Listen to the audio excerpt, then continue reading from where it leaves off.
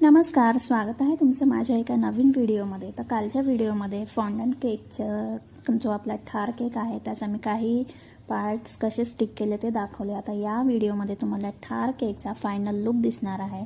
So video शेवटपर्यंत नक्की बघा आणि चॅनलला सबस्क्राईब नसेल केलं तर सबस्क्राईब करा आणि बेल आयकॉनला क्लिक करायला विसरू नका। सो इथे मी हेडलाईट्स, मिरर, परत विंडो ग्लास वगैरे स्टिक करून घेतले। त्यानंतर टायर इथे मी कट करून घेतले नोझलच्या सहाय्याने। मोठ्या साईजचं जे नोझल असतं त्याने मी राऊंड शेप कट केला आणि त्यानंतर नोझलच्या फ्रंट साईडचं जे डिझाईन असतं ते डिझाईन मी सेंटरमध्ये प्रेस केलं आणि आपल्या टायरचा लुक रेडी झालेला आहे। तर इथे माझ्या हाताला खूप जास्त घाम येत होता, त्यामुळे फॉन्डंट स्टिकी होत होतं, त्यामुळे मी इथे कॉर्नफ्लॉवरचा खूप जास्त यूज केला। नंतर ते ब्रशने मला क्लीन करावून घ्यावं लागलं आणि त्यानंतर इथे मी टायरच्या वरती जे आपले पाय ठेवण्यासाठी जे जागा असते ते मी स्टिक करत होते। मला सारखं मोबाईलमध्ये फोटो बघावं लागत होता।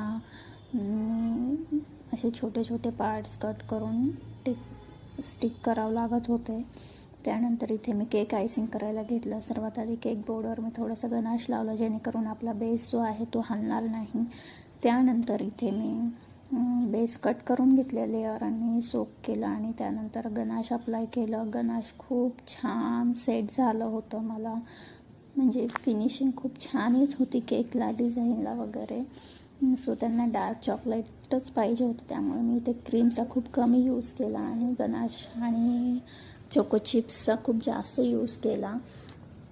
आणि इथे मी क्रीम अप्लाय केली। क्रीम नंतर मी त्याच्यावरती चोको चिप्स ॲड केले। भरपूर असे चोको चिप्स मी टाकले, कंजूसी कुठेही केली नाही आणि क्रम कोट करून सेट केला। क्रम कोटिंग झाल्यानंतर हा आपला केकचा फायनल डिझाईन फिनिशिंग आहे।